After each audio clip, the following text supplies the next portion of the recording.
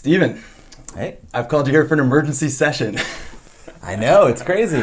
Matt Newman and the devs of the Arkham horror card game surprised us by releasing the List of Taboos this week, which is an optional-ish list of balance changes for the game. I don't know, was anyone expecting this? Not entirely. People have brought up the idea of doing sort of a restricted list for Arkham, but, I don't know that they were really expecting it to actually happen. Yeah, but it happened. It happened like Wednesday-ish. Yep. Right? So we usually get together to review the new cards, our first impressions of the new cards in each new Mythos pack and Deluxe pack as it comes out. But we basically just got 13 new cards, right? Kind of, yeah. So we're going to talk through them and see what we think of the balance changes and the list as a whole. Yeah. That said, what do you think of the list as a whole? Overall, I think it's pretty exciting. It's going to kind of shake things up, and it'll be fun to replay some of these old cards. Mm-hmm. I think especially we should explain the two divisions. So there's half of them are limited, yes, and they cost extra XP. Mm-hmm. But nothing about them is going to work differently, right. The other half, though, are mutated, and they have an errata on them. So they're going to work a little different. And I think that's probably the more exciting ones to see how those work differently. Yeah, agreed. And I think that they're mostly pretty exciting changes. Yeah, I think most of them make sense. They are all right? Yeah, everything is a nerf, right? Mm-hmm. No cards got better on this list, which maybe the List of Taboos even implies that they never will, right?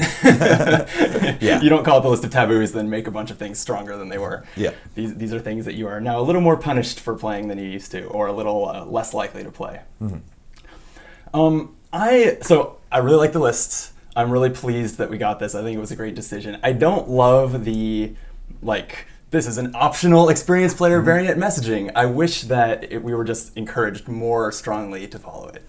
Yeah, I think it's a way of easing the discomfort, because people are scared of changes, and when this was first released, it was very mixed reactions. Mm-hmm. I think people are getting used to it. It's only been 4 days, so it was a pretty fast process, actually. Yeah. But I feel like if it had been forced, then it would have been there would have been even more discomfort with it. Yeah, I agree, but I'm like.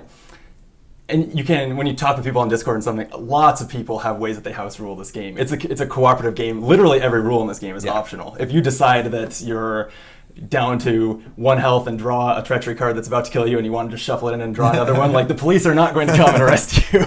Yep. Every rule is optional. So the messaging that this is more optional than most struck me as a little weird, but my opinion on it is that if you're the type of person to sit here and watch a 45-minute video of two guys ramble about the Arkham horror card game, you should embrace and use these changes. I think that they make the game, and again, this is like with our new packs, this is first impressions, right? Yep. I don't know about you, I haven't played with any of these changes yet, same. But I think that they will make the game a lot more balanced and satisfying, because you can't just buy, or you won't be buying the same cards every campaign as much, and those cards won't be just trivializing scenarios in the way that they were. And I think that this is one of the best games out there. I think that Matt and his team have designed a masterpiece, and kind of to say yes, I love everything they've done, but now that they're telling me they made some mistakes that they want to fix, I'm not going to follow them down that rabbit hole. That strikes me as a little bit contradictory. Definitely, yeah. And I think so many of these things are already kind of house ruled, but it's really nice to have a standard set of rules to talk about them by. So for example, if I send you a seeker list and it doesn't have higher ed in it, because I'm just bored of higher ed, you're gonna, you might not know that and be like, oh, Steven, I think you'd really benefit from adding higher education. But now with these rules, you'll know oh, well, Steven doesn't have 8 XP to add higher ed, right. And that's why he hasn't added it yet. So, it's in many cases we were already shying away from Rex. We were already shying away from Key of Ease. We were already shying away from Dr. Milan. But now there's a standard set of rules to kind of talk about it and maybe even try them again in a more fair way.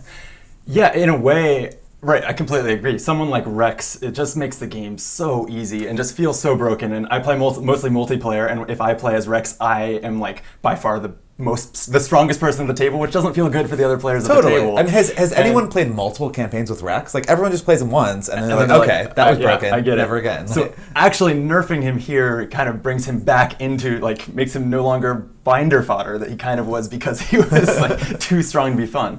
Absolutely. So, yeah, I guess let's just get into the cards. Yeah, sure. Normally we sit here and read the cards. Mm-hmm. We'll still review the cards, and then I've got my iPad here with the list of changes, so we kind of pairing these together and talking about them. Yep. The first one on the list is Machete. Okay. Which is not a surprise. Mm-hmm. It's a real strong card. It's a 3-cost weapon that says you get +1 combat for your attacks with this, and if the attacked enemy is the only enemy engaged with you, the attack deals +1 damage. And now, instead of being a level 0 card, or we should clarify, it is still considered a level 0 card. Yep, which means that Dunwich investigators can take it. Yes, all the same investigators can still put Machete in their deck, but it costs 2 XP to do so. Yep. What do you think of the limit? This one, it's one of the most controversial cards. I think that those of us that played, when the game first came out, we remember Machete being just like the most sort of broken OP weapon that every investigator that could take it would take it. Jenny took it, Pete took it, everyone took it. More recently, some people have said, oh, it's not that OP anymore. There are certainly more options. Yeah. To where you were less likely to devote like your Dunwich Investigator slots to it or something because they had just more options that were maybe in their class or got the job done in another way. That said, I still think it was, I guess still is, but it's the most powerful. Even it has situations where maybe in 4-player, when you're the Guardian in 4-player and really likely to constantly face multiple enemies, it is weaker than it is in other situations, but it is still across the board a great card that pretty much was going into every deck. Yeah, and I think at least there's a consistent logic to what they're doing here.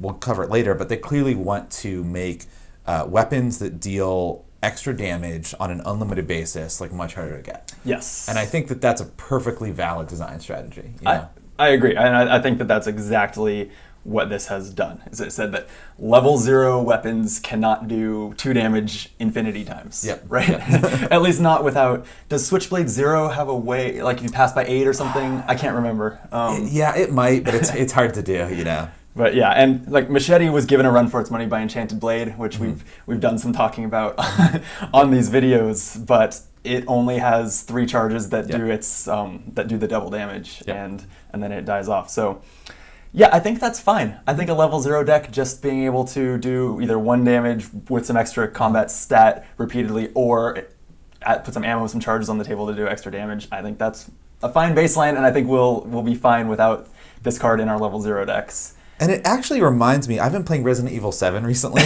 and part of the survival horror genre was always like, I've got like a few bullets and I'm being attacked by monsters, and I've really got to use these, bullets in a very precious manner.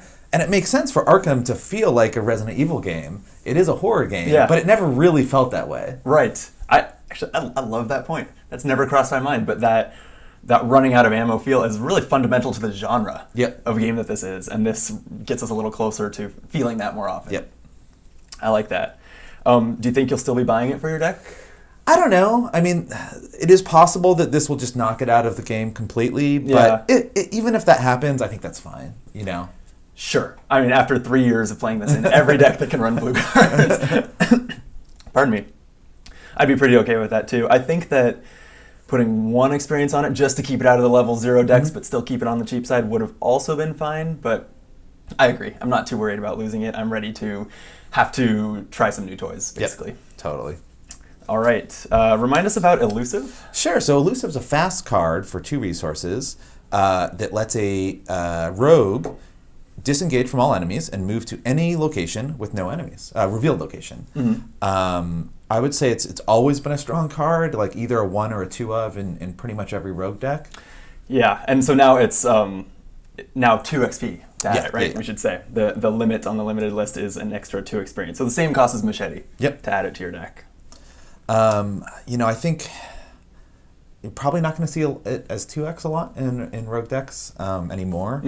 Because it was always kind of like, could you fit in 2 or can you only do 1? But I think I would still probably pay for 1 copy. Yeah, I mean, I think it's still a great card, and I think at 2 XP, it is still very comparable in value to other level 2, level 3 cards in what they give you, except maybe some of the permanent cards. We'll get there.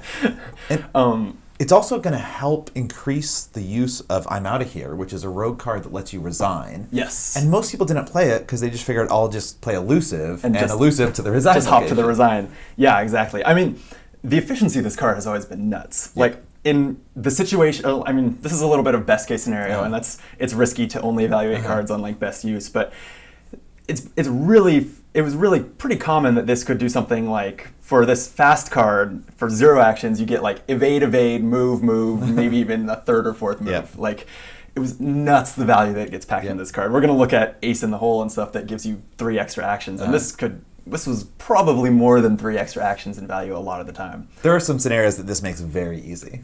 That too is scenario design space is probably limited by this card. Right? There are some that exist lost in time and space, right? When you're supposed to be finding the links between these locations, but as long as someone has made it to one and revealed it, you can just hop over there. It doesn't really make any sense flavor-wise. And that's the one that comes to mind, but you can envision, say, a scenario that it's like the hook of that scenario is every location has a cost to move or something like that, you know, and this could just completely trivialize that kind of scenario. Yeah. I don't think that was the main reason for this change, because 2 XP isn't going to stop it from trivializing those scenarios sometimes, right? But yeah, I think it's for the best. Again, it lets us play with some other rogue toys. Yeah. All right. Speaking of other rogue toys, this one was a little more of a surprise to me. Totally. Switchblade level 2 is on the limited list with 1 additional XP attached, so it now costs 3.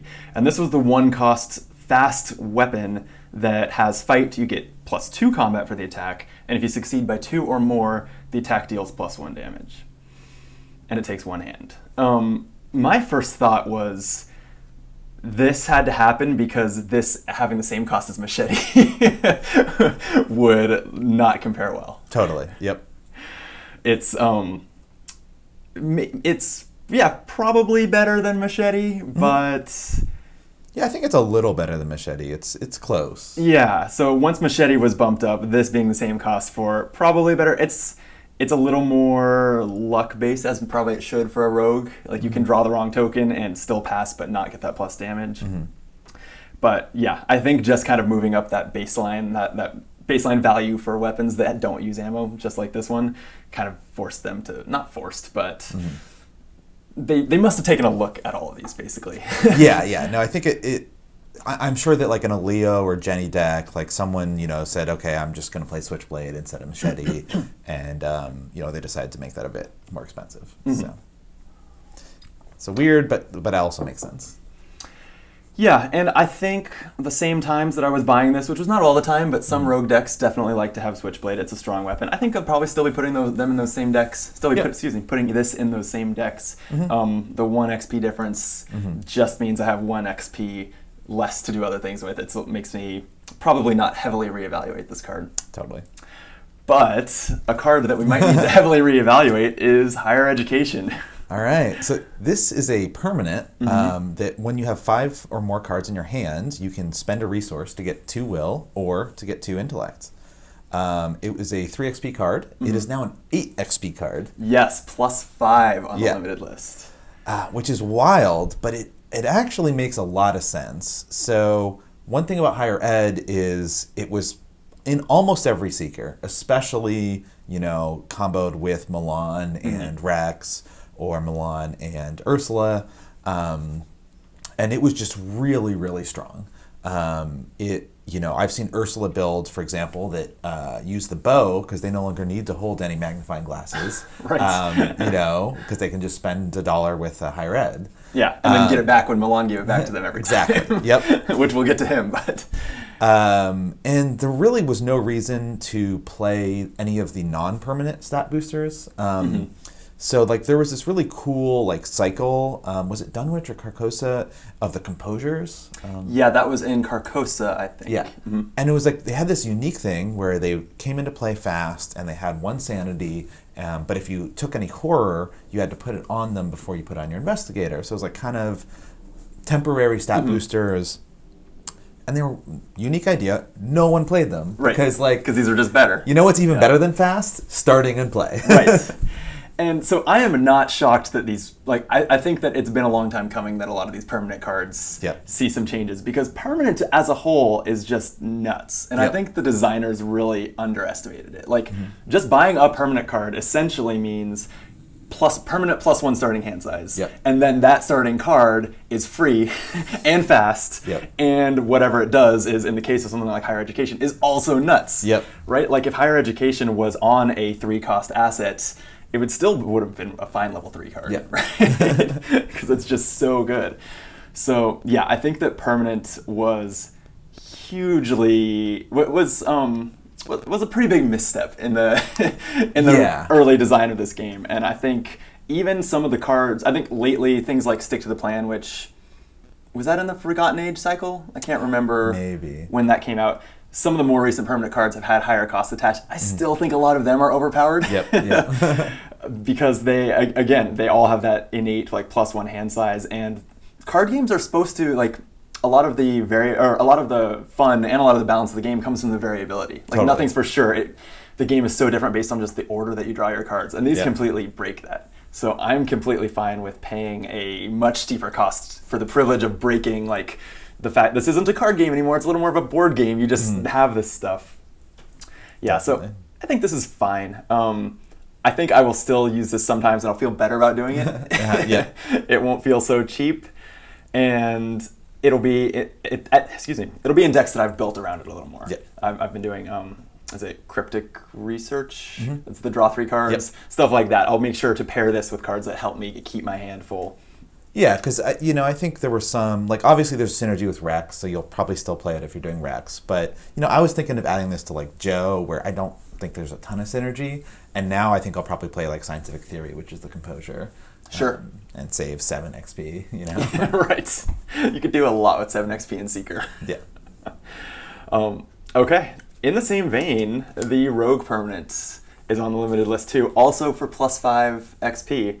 It is Streetwise, and it said, as a fast action with it, you could spend 2 resources for +3 intellect or +3 agility. And so it kind of played into the Rogue theme of you're spending 2 resources because they're the big money class, but you're getting that 3-to-2 ratio. Did this one surprise you?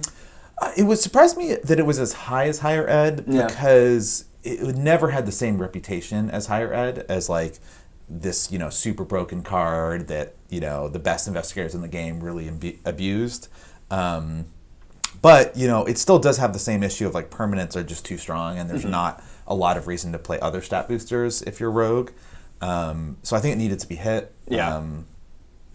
Yeah, and it's just not as necessary as it once was. Rogues now have lockpicks, they have Lola Santiago, they have lots of other ways to accomplish getting clues besides just bumping up their intellect to 12 with Streetwise.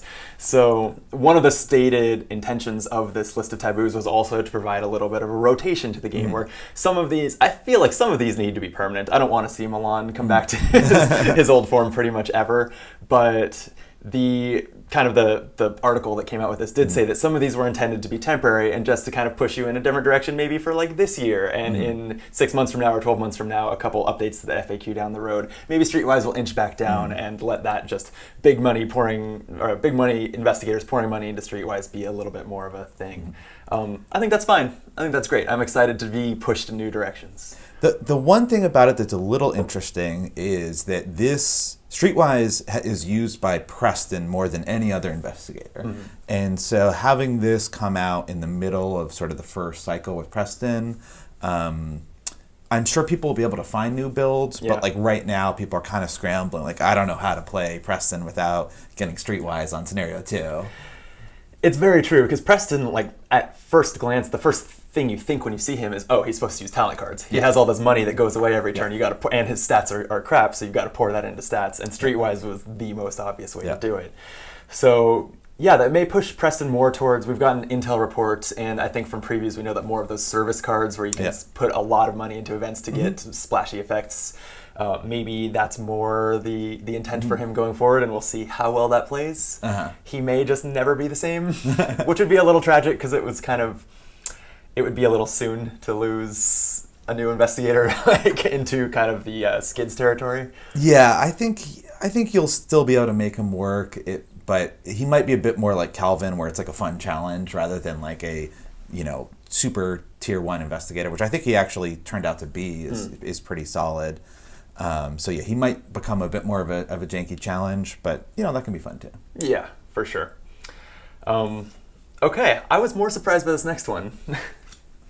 Yeah, this is a Scrapper. So this is the Survivor permanent. And you can spend 1 resource to boost your fight, and you can spend 1 resource to boost your agility. This one was a 3 XP card, and it has a 2 XP tax, so right. A little less than half of the Streetwise and higher ed tax. Yeah, and this one I didn't feel like was seeing nearly the play of the others. Yes, but I think it actually totally makes sense, because if you're going to hit the other ones, then I think Survivors and this permanent become more valuable. If Survivors have access to a solid permanent at 3 XP and everyone else has to pay 8, I think that it's making Survivors have a bit of an unfair advantage. Interesting. Okay, so it's just balancing this within the new balance that these other cards have created.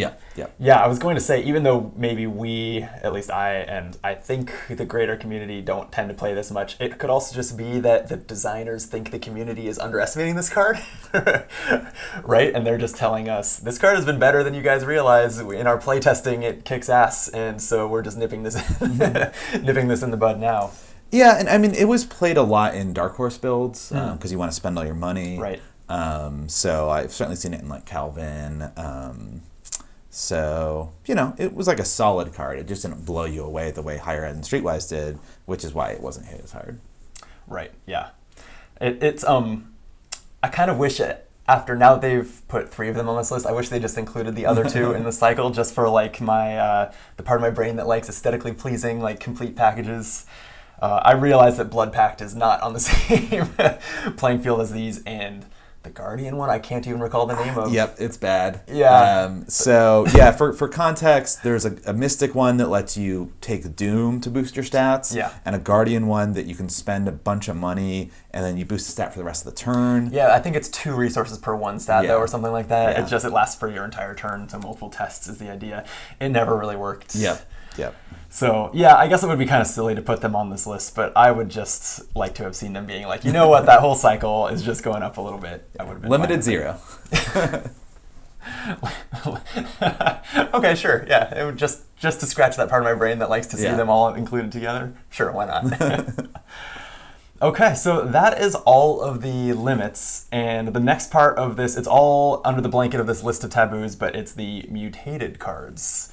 And the first one is our good friend, someone who's hit my table probably hundreds of times, Dr. Milan Christopher, the professor of entomology. He's a 4-cost seeker ally who's been around since the core set and gives you an intellect and a resource every time you successfully investigate.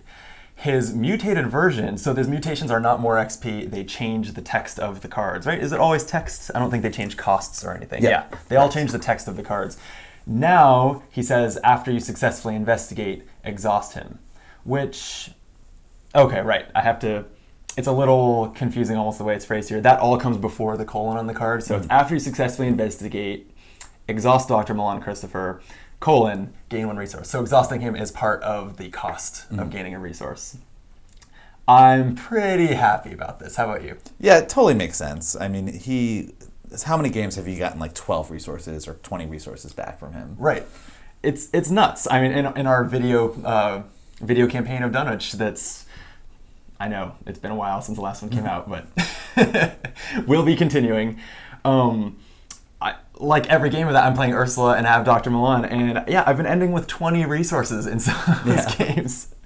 Because I did not do higher ed, but I did do Milan Christopher, so I don't even have anything to spend that money on. It just accumulates. And it's nuts. And comparing him to the landscape of other allies and even just other assets, most cards that give you the equivalent of an action, like taking a resource basically saves you, it's something that you might have spent an action on otherwise, they usually limit it to once per round. And it's the same problem with Rex, that he doesn't limit himself to once per round, and it's another equivalent of an action. And it's just out of line with so much of the rest of the content in the game, that it's always stood out, and I'm not surprised at all by this. Totally. Yep. It really there have been discussions. I know like Mythos Busters podcast did a whole episode that talked a lot about this, but what has to in a world with Milan Christopher, what has to happen for you to want to play other Seeker allies? It's the problem, not the problem. I think that the slot system where you have just one ally and two hands and everything is great. I love that. But it means that something that it's as strong as this just crowds out everything else. And there are 3 or 4 other Seeker allies. There's a handful of them. And the only reason you play any of them is if you're just deliberately saying, Milan's overpowered, I'm just going to choose not to play it. And now I think there's actually room for those. Those to see some play, and I'm excited to try them. Yeah, we actually saw the exact same thing. If any of you watched or played Netrunner, it had a card that was basically the same. It gave you $1 every time you did the thing you already wanted to do. It was called Desperado, and no one played any of the other consoles because of that. Right, and it was, that game doesn't have slots in the same way, but console is the one trait that console traded cards, you can always only play one. And so you're right, an entire faction had 10 consoles out there that no one played because this one was so much better. And I had never drawn that connection that this is that same thing. Yep, and they did actually eventually rotate out Desperado, and so people started trying some of the other ones. So, it had a good effect. Yeah, it was healthy for the game. Right? Okay. Still in the Seeker realm, our friend Rex Murphy mutated. Want to tell us about him? Sure. So Rex is a investigator that unlimited numbers of times per turn. When he succeeds in an investigation by 2, gets an extra clue. Right. It worked really well with higher education because that let you get your intellect up to like super high levels. And then it worked with Milan because he gave you the money to keep on spending the higher ed. Right. So you'd have a Rex turn where you got like 4 to 6 clues because you would just bam, bam, bam, investigate 3 times, succeed by 2 each time. Right.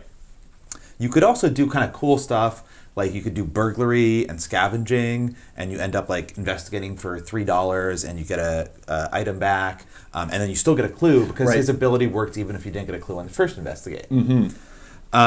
So the change that they made was that he can only do that ability once per turn, which makes way more sense. Yes. Now on a standard turn, if he's already on the place he wants to be, he can get at most 4 clues. Right. And when he came out, like it had already been Roland can only do his. It's much harder to get the free clue with Roland because you have to have drawn enemies, you have to be at a location with the clues, and you have to finish off an enemy with Roland just to get 1 clue, and it's still limited to once per round. Yep. So for Rex to be so easy to get a clue, just pass by 2 or more, and then not be limited, it's honestly almost always struck me as like a typo. they missed that in proofreading. Yeah. It was so egregious. I think a lot of people have made the comment, Rex would be balanced if it was once per turn. The difference is most of us haven't actually gone through and played a campaign that way. Right. It's more just like a thing you say in conversation. And now I think a lot of people actually will go ahead and try that. Yeah, because some people did house rule it and play that way, but also some people just don't feel that comfortable like telling their friends, okay, I'm just going to pretend my card says something other than it says. And now that's what I love about this is it's something that I think most people have been agreeing for a while is a needed and good change, and now we can just all kind of rally around it and agree to it. Yep. He's the only investigator on this list. I guess that doesn't surprise me. He's really the only one that sticks out. I think he stands out. And it's been so long since I've played him that it's hard for me to even compare him to other investigators. But I assume he's still by far the best, just given his ability. Yeah, I think he is. I'm in the same boat. I don't think I've played him since like the Carcosa cycle was coming out. I think that's when I played him last. Was in our Carcosa campaign? No, it was in our Dunwich campaign. Yeah, I don't think I've played him since Dunwich is the newest cycle because he was just so nuts. Yep. So since we've now looked at all the Seeker cards, the one thing that kind of makes me raise my eyebrows about these choices is that Higher Education, Milan Christopher, and Rex all made each other stronger, and it's really the shotgun approach. Like I think that they could have hit 2 out of these 3, and I don't know, maybe not. They all individually were too strong. I'm just a little surprised that simultaneously they hit every part of the most broken combo in the game instead of like one at a time or something. It's true, yeah. If you had just hit 2 of them, then the third one would not have been as bad, but I'm fine with hitting them all. Yeah, again, it pushes us into new frontiers. Yeah. I'm fine with it. Okay. My first thought when I saw that Delve Too Deep was on this list was, oh no, Steven's going to hate this. I have never been madder at Steven when he insists on playing 2 Delve Too Deeps on the 7th scenario of a campaign when XP hardly even matters. But you are just like a high score player. And there's a lot of us that love to Delve Too Deep, it has a strong fan base. So Delve Too Deep is the 1-cost mystic event that says in player order, each investigator draws 1 card from the top of the encounter deck, and then you add Delve Too Deep to the victory display, and it says victory 1. Yep. So other than Yorick, he's the only way that the players can have the agency to generate extra experience points. Mm-hmm. And the change is that now it says group limit 2 copies of Delve Too Deep in the victory display. I think this is fine. I think it's fine too. It was really I think it's something that groups had fun with for a little while and got tired of. At least that's, correct me if I'm wrong, but the whole, like, when Dunwich Investigators were the main thing people were playing with, everyone could put Delve Too Deep twice in their deck, and you could have a 3 or 4 player team that was getting 4, 5, 6 of these in the victory display and just getting tons of XP. I think people... it seems like people kind of got tired of that and stopped doing that. And the later campaigns had a little more inherent XP, so it felt a little less like necessary. Do you think they even needed to? Like, why do you think this is happening now? I don't think it's really necessary. I think it's really rare to see more than 2 Delve Too Deeps in play. But what might be interesting, though, is they might be thinking some people might want to go back and play Dunwich again with the card pool at the time. With these new rules, which I think it would actually be a fun experiment. It would. And maybe in that case they found, everyone taking Delve Too Deep and then getting higher ed early anyway, right, was really effective. So maybe it was for that case. Yeah, good point. And it's true that all of these honestly, nerfing Delve Too Deep nerfs all the level 1+ cards, right? Because as a whole, your XP income has been nerfed. Again, that's assuming you have like multiple people running this mystic card. Not everyone can run it and everything. It's a niche situation, but it does take down a lot of those permanent cards and things, just that extra notch. You're more likely to not be able to afford them until the 2nd scenario instead of the 1st or something like that. The one thing I will miss about, not Delve Too Deep's not gone, but the one reason I liked to put it in my deck is because in the middle of campaigns, I always get to a point where it's agonizing figuring out what cards to take out of my deck to put in the new leveled up cards. And Delve Too Deep, because experience has diminishing returns, the experience you get in the 6th scenario is just not as valuable as the ones you get at first because you only have 2 more scenarios to use the cards that you're buying with it. So for me, putting in Delve Too Deep was always like, okay, around the 4th or 5th scenario, easy choice. Like that's when you take it out. And now my easy choice is a little less appealing because I might be the only one at the table who has it and people still want that extra XP. Yeah. But yeah, so I'm a little surprised by it, a little sad by it, but it'll be fine. And now I can feel even more justified, like in my anger at people who play it when it's unnecessary. Quick thinking was not on my radar at all. Yeah, it's kind of an unusual one. So this is a skill card. If the skill test is successful by 2 or more, after it resolves, you may immediately take an action as if it were your turn. So this can be played, I think, on your turn to just get an extra action, or on someone else's turn. Right. Yeah. Take an action as if it were your turn. Yeah. So it could be out of turn. It could even be during the mythos phase. Yep. Right. And the mutation is max 1 committed per skill test. Right. So I've got to think that this is just a fix. I have not come up with abusive combos with this card, but people probably have. Yeah, maybe it could even be something that they're gonna print. Like maybe we haven't thought of it because the card it combos with hasn't even come out yet. But maybe it opens up design space to not have to worry about everyone putting in quick thinking. Right. And so this is hardly even. If you are just building a deck that is using this because you like the idea of, okay, it's a wild icon and maybe I'll get to, I might just be drawing a card, taking a resource with it, but that's still a fine skill card. This isn't even really a nerf. Yeah. Right? It's just chopping off at the knees, potentially abusive decks that are really messing with the mechanics of the game to do things like go infinite or trivialize situations. So, yeah, I'm fine with it. Anything else to say about this? Nah, not really. All right. In a similar vein, I think Ace in the Hole is a level 3 rogue event that's exceptional, so it's actually 6 XP already. It's fast, play only during your turn. You may take an additional 3 actions this turn. Again, I haven't followed it closely because I'm not usually this type of player, but this one I've heard more people talking about, like infinite combos with, right? Yeah, so there's a Rita infinite combo where you just play all the cards in your deck, and then you are able to keep cycling Ace in the Hole, and then you also keep cycling 1 Cherished Keepsake to soak the horror from cycling your deck.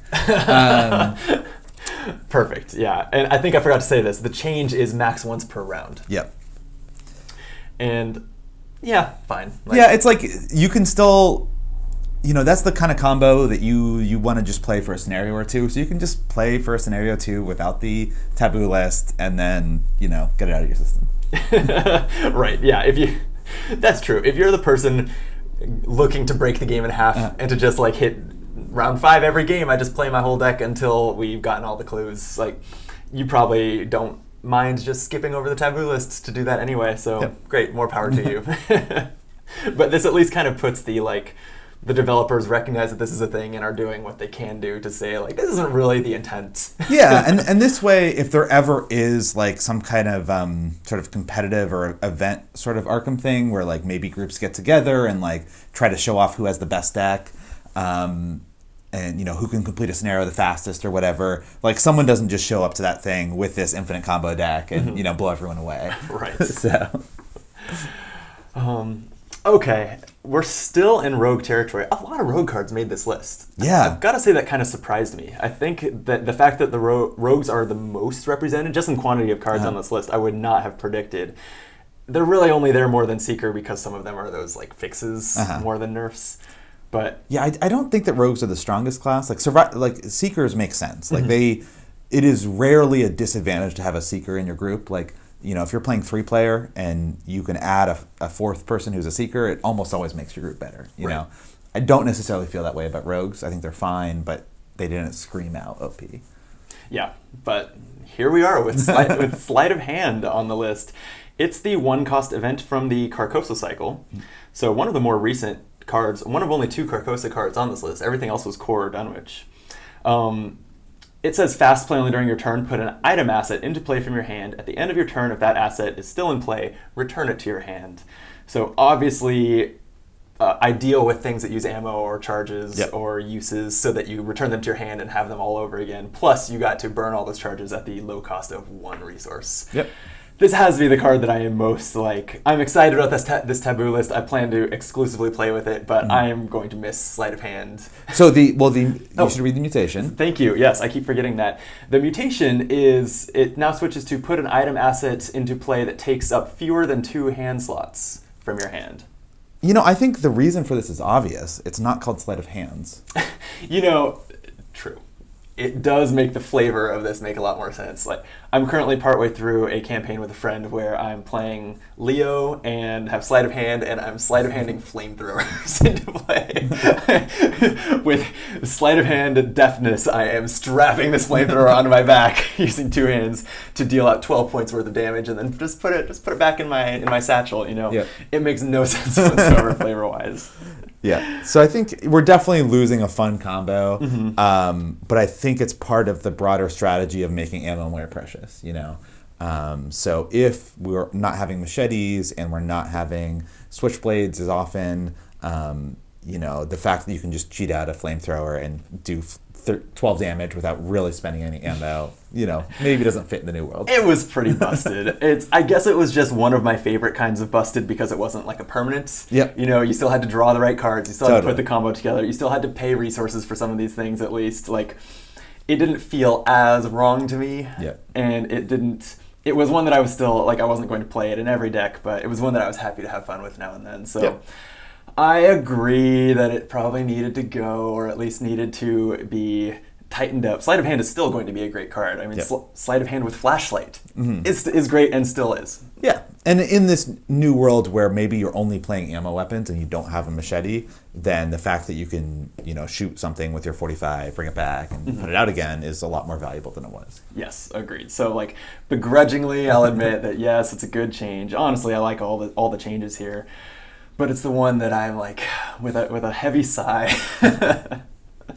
Totally. Poor Sleight of Hand. Yep. Okay, there's one more that is, like, inarguably a needed change. Why don't you take us through Key of Ease? Yeah, so this is a 3-cost, 5 XP item and relic. It has 4 sanity, and as it takes horror, for every horror on it, you get +1 to your skills. And then you cannot put horror on you while Key of Ease is out. You always have to put it on an ally or on Key of Ease. Well, one of the horror had to go on Key of Ease. Oh, if one you of were it, to take yeah. 3 or something, you could That's put true. 1 on it and 2 on yourself. That's true. But widely considered, one of, if not the best card in the game. yes, even at level 5, right? Yeah. Because you can easily get to +3 to all your stats. Like, that's double. Like, if you're Jenny, that doubles you. Right. And the change to it, by the way, is that it gains the exceptional keyword, which means 2 things. It doubles its cost. Yep. It now costs 10 XP, and you can only have 1 in your deck. Yep.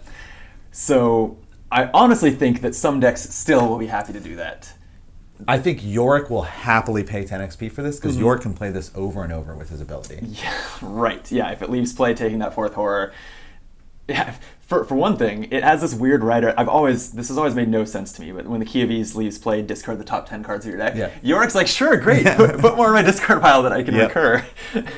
That one's, I don't know if there's a specific flavor to this card that is trying to evoke. This is kind of a tangent, but that's never made any sense to me. It's funny too, because it actually came out in Carcosa. That would have been a downside in Dunwich. Yes. But it came out in Carcosa, so who cares? Right. Discarding the top 10 cards of your deck is not a... you play this if you're doomed. That's something that, because once doomed is in your discard pile because it's been milled, you are so thrilled. You almost want to self-mill yourself just so you can let loose once the doom goes by. That's actually a good thing as often as it's a bad thing. Yep. Really weird. But anyway, that tangent aside, this card has been, with minimal structure to your deck, just making sure that you have enough soak, just always have an ally in play, something to be able to put horror onto once you have 3 on this. It's basically pretty easy to get to +3 to all your skills, which just trivializes the game. Yeah. Right? In a game where the balance of the bag is usually if you're even, you have a 20% chance, +1 you have 40% chance, and once you're at +2 or +3, it's almost a sure thing. Adding +3 to all your skills, it's just, as long as you don't auto-fail, you're going to pass every test for the rest of the game. Yeah, especially given that they came out with this cool investigator, Calvin, whose whole upside is that he can get to 5 in all stats, but he had to be almost dead to do this, And you were really living on the wire, and it was very stressful. And to have an item that says, oh, you can just get even higher stats than that without having any stress. Right. Yeah, it actually helps you with your stress, because it does ultimately take horror that would have otherwise knocked out other cards, or take you, it's not just +3 skills, but it also soaks 3 horror along the way. I think I'm almost... We'll talk about this in a second. There's this forbidden list that's also part of the list of taboo. Nothing's on it. I'm almost surprised this isn't on there. It's just so... There's just no way to balance almost this text that says you can get +3 to all of your skills. Yeah. But I'm really glad to see it was hit pretty hard. Yep. And honestly, this is the one that, a lot of the cards on this list, I've been choosing not to play because it just feels so broken and makes the game too easy. I kind of think I still won't. Right? I think even though it would cost me 10 XP, even though it's still exceptional, I still think I'll look at this and be once this is in play, I won't be having fun anymore. Yeah, there's one really fun thing about this card, which is that in Carcosa, for the second half of the campaign, there's a rule that you can say a word to take a horror. Right. And you can actually fail a test with Key of Ease, say that word to take a horror, boost your skills, and now all of a sudden you're passing the test, which is super fun to do a couple times. That's true. I think the novelty would wear off. Yeah. And there's other ways. You can do it with Fight or Flight as well. But I kind of like it not being banned, just so that people can experience that, at least once. That's true. I am all for that, because that's the first time you do that. It's real satisfying. Yeah. Okay. that's the list. Yep. Is there anything that you're surprised isn't on this list? Good question. So we already covered the other permanents aren't that great. I don't think there's any other level 0 weapons that are like great. I don't know. What do you think? I think that there are a couple permanents I'm surprised aren't on this list. I think charisma is way overpowered and is just such a staple that like I see on the Mythos Busters and other Arkham Horror Discords and Reddit and stuff, new players constantly ask, what should I spend my XP on? Like, does anyone have advice or a guide? And it's just, you don't even have to pay attention to who their investigator is or what their deck is, just charisma. Like, yeah, totally. Yeah, because then you can just then you can add allies to your deck. Allies are some of the best assets in the game, and once you have a second ally slot, you can practically add as many allies as you want to your deck because they do soak up horror. You do kind of rotate through them naturally because they soak damage and horror, and it just completely eliminates the need for those slots. With some characters that you're really building around having assets, you might even go for 2 copies of charisma, which again, I think charisma should have probably been on this list and become exceptional. Double its XP costs and limit it to 1 copy. Yeah, I like that because, right now, like I take double charisma in Leo, for example, and then he can end up having, I think, 5 allies. Yeah, with his signature, with Mitch Brown or something. And like limiting it to just 4 allies would probably be enough. Probably be fine. He's already a really strong investigator. Yeah. So yeah, I would agree with that change. So yeah, I'm surprised about that. And again, so you compare that to more recent cards like Sign Magic. Sign Magic is 3 cost. It's not permanent. It's level 0, sure, and you're trading 1 slot for another. And it's also, for Mystics, this is maybe not a true statement, but in general, the ally slot is just more valuable than an arcane slot. So it's also doing something more powerful, and it's doing it for free and permanently. Just comparing those two, it's just not even close. And Sign Magic is fine. Like, there are decks that you want to play that in, and it's just nuts in comparison. So I'm surprised Charisma isn't on this list. I think that maybe with that that idea that this list will be kind of rotating and things will come on and off, maybe it'll be in the second or third iteration of this list. One other permanent, I think that's all my gripes that things aren't on here, is permanence, is adaptable. I'm actually surprised it's not on this list. Yeah, they hit Rogue so hard that they probably would have had to take something else off this. Maybe so. Adaptable is just, it's crazy to me because it's free. It's like Lord of the Rings has this card, Steward of Gondor. It does something different. It generates resources in the game, but the turn that you pay for it, it costs resources, but the turn that you pay for it, it generates as many resources as you paid, so it's basically free. Adaptable is also basically free. You don't buy it for its 1 XP until you're going to get a free level 0 swap. It immediately pays for itself, and it generates XP over the course of a campaign equal to Sharon's Oval, for 3 less XP up front, and it's not, Sharon's Oval obviously has the huge downside of you're risking death every time you sit down at the table. Nothing like that with Adaptable. Yeah. I would like to see Adaptable on this list and probably the same cost as Sharon's Oval, like 4 XP, because then you're putting down experience up front, and it takes basically it takes 2 scenarios of taking advantage of it for you to have gotten your money back, and then it's all just upside. The same balance as Sharon's Oval, and then it just has a different downside. Instead of risking death, you're just limited to using that XP in a certain way. I think would be a completely fair and good change to Adaptable. So that's my other surprise. Yeah, the one thing that's interesting about Adaptable is it is super valuable on your second playthrough of a campaign. True. You're like, oh, I'm out of here on this one. I know I need a lot of damage, and so I'll put in a backstab on this one. I don't know that it's worth 4 XP on your first playthrough of a campaign, so it's it is kind of tough to balance. Yeah. And it is nice also to just be able to, the time you would use it on the first playthrough of a campaign is to make tweaks to your deck if you're playing with new cards and you're like, oh, this just didn't really work the way I thought. And I don't want to start my campaign over, but I also don't want to play, if you're playing as it comes out, I also don't want to be stuck with this for 6 months. Adaptable helps you with that. To that I kind of say, just house rule that everyone basically can make level 0 swaps for that reason. Yeah. And I've seen some people talking about that online, that's what they already do. That's what I tend to do. I at least do play by house rule that when new packs come out with new level 0 cards, I allow myself to swap those in for free because I want to play with the new cards. Yeah. So I don't think Adaptable needs to fill that role. I think that if that's something that is really going to hamper your enjoyment of the campaign, like that's a house rule that I fully support. Yeah, like honestly, that would make sense. Add like 2 XP to adaptable, but then put in here officially like you're allowed to include new cards in your deck. True. And maybe also say if you lose a scenario, you're allowed to make 1 swap or something like that, Yeah, because the game doesn't use win and lose, that's tricky. Yeah. I guess if you're defeated or something like that. Yeah, maybe that. Yeah, it's a tough nut to crack, but it's really, even though I'm a big fan of like class identities of the different classes all kind of having their thing that makes them stand out. Yeah. I think adaptable should be something that everyone has access to, though. Like, I think honestly, if I were to change it, I think I would bump up its XP cost and make it a neutral card. I think Rogue has defined itself well enough with its like big money and gambling feel and everything that it doesn't need this to be a Rogue thing, and it's something that is strong but healthy for the game to have that adaptable feature. Anyway, so I'll be looking forward to maybe seeing some updates someday. Yep. Kind of the last thing I wanted to talk about before we sign off, this ominous forbidden section to the List of Taboos. So we talked about the limited and mutated. There is a third section, and I'm just going to read it off my iPad. Forbidden, cards from this list cannot be included in your deck, period.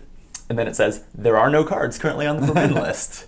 It's really interesting to me that they put this on here at all, because they didn't need to. They still could have on, 3 FAQs from now, when they do want to forbid a card for some reason, they could have added this section. It's a weird choice to telegraph it, for one thing. And then also, when they're willing to do things like make Key of Ease exceptional, which doubles its XP cost, and limits you to 1 card, like these are not minor nerfs. Yep. So what in the world would they flat out ban? What do you think? It's kind of like just saying like watch out cards. Like if you're naughty, we'll put you in the timeout corner. So there might be a future card that is just so broken that they have to put it on there, or maybe they'll decide Key of Ease is like still too good at 10 XP. Maybe so. It might also play into the idea that this is going to bring some of that like CCG style rotation, that they might ban certain cards eventually just for 6 months and kind of say like, if you're interested in playing with this kind of rotational, like we push you outside your comfort zone kind of format that this brings, we're going to use the forbidden list to do it, and just say you flat out can't play this kind of card. That said, I've racked my brain a little bit for like what like kind of like groups of cards would they put on that list that would be interesting, and I haven't really come up with any. You can't just do something like, say, allies are forbidden. Like that's just not fun. Yeah, and I think that they could have a variant that says like only play with the 2 most recent cycles or something, that doesn't require like listing those cards on the forbidden list. You just say this is called the the modern variant, and you just play with the two most recent cycles. True. Yeah. Oh yeah, Phil. We're recording during the day. We don't usually do this. You might be getting some plane volume here. Need to soundproof this room a little better. This list doesn't imply it, but the other thing I could see them doing with this list is forbidding certain cards for certain campaigns. It could open up some, like the very minor spoiler about the Circle Undone mechanic. Throughout the campaign, kind of a pervasive mechanic is milling the encounter deck and then punishing you when it runs out. Yeah. And if there was ever, for some reason, I don't know that this would be a card worth printing, but just the example that comes to mind, a mystic card that shuffles the encounter discard pile into the encounter deck at will, maybe they would forbid it for the Circle Undone campaign. Well, and we got that exact scenario with Dunwich, where it has all these cards that mill your deck that actually with the current card pool is like trivial to deal with. Yeah. Like there's so many ways around that, where you either prevent the damage that happens when you mill your deck, or you just shuffle your deck back in with Quantum Flux. So you could already do that for Dunwich. Right. So they haven't currently used this section for that, because like Quantum Flux would be exactly the one. That's the one that just shuffles your encounter, or not your encounter, shuffles your discard pile into your deck, clearly letting you just never hit Beyond the Veil. Yeah. Because if you do that once, like you're not going to have any trouble with that. And we don't see that here. So if that's the intent, you would think they would have kind of demonstrated that with one or two of those examples for the Dunwich campaign. So I'm interested to see where it goes. All in all, I'm really stoked. Yeah. This is how I'm going to play Arkham Horror going forward. It's something that I'm not going to, like, if I sell a friend on picking up the core set, I'm not going to tell this new person, like, before you take the shrink wrap off your cards, make sure you study the FAQ and make sure you're playing correctly. Like, those people don't need to worry about it. But I really think that this is the way the people who enjoy this game and really want the most balanced and the most, it's what the designers are now telling us, I think, is kind of the intent that they've made these fixes, and they think that this is the better way to play the game. I think it's the way to play. Yeah, and all of these, you can basically follow them yourself, and someone else doesn't follow them, and it doesn't break the game. You know, True. Like if I show up at a game store and they have like Thursday Night Arkham or something, and I'm exhausting my Milan, and they don't play that way. All I have to say is, hey, you know, there's this mutated list. I'm exhausting my Milan. That's as long as the conversation needs to go. Yeah. So I don't anticipate any extra drama or any extra complication around that. It's true, and actually, it is notable. Maybe I don't know what they would, but one thing that maybe they should avoid putting on this list is things like making cards unique that were not unique, because that is something that would actually, like, if you do sit down with someone who did not intend to follow this list, could cause kind of an argument or conflict or something. So, as long as these are smart changes to where that's not a problem, then like, great, that's not a problem. I could walk away being like, well, you know, they had Rex Murphy in higher ed and I didn't have any fun. Like, maybe someday I'll suggest that, like, maybe we follow this, but you're not going to sit down and be like, oh, I can't play with these people. They put this card in their deck and clearly didn't put that extra weakness in because they have this many XP. And we'll see how it plays out, but, you know, it will probably often be the case that the person who sits down with Rex in higher ed is a newer player, so it still doesn't feel like, oh, they're dominating the game and succeeding at everything because you have a little more experience than them. True. Yeah, absolutely. Okay, I think we talked through this pretty well. I'm ready to go play some Arkham. Yeah. We are actually going to experiment with something new, and we've mentioned at the end of other videos that we usually sign off from these and get our cards out and play. People have asked us, like, when are you going to let us see those games? Because obviously Optimal Play is a channel where we put up live plays of games. So we are going to try streaming it's not blind for you, it'll be my blind play of The Wages of Sin, right? Yep. We're going to stream it on Twitch. So if you're seeing this on YouTube, it's already happened. Yep. But you can go see the archive at twitch.tv/optimalplay. And it might be rough. We're playing around with the whole live streaming a tabletop game thing. It's not going to be our usual level of editing quality and things, but please check it out. We're hoping it'll be a good time, and maybe we'll do that for our campaign going forward. Yep. With that, thank you for joining us. Let us know in the comments or on Discord what you think of the Taboo list, what you think of what we think of the Taboo list. It's something that I am really excited about and eager to talk about, so hit us up. And with that, let's get out of here. See you soon. Actually, we'll see you very soon. A new pack comes out next weekend. Yep. Yeah, we'll be back doing this again with the new pack soon. But until then, be optimal.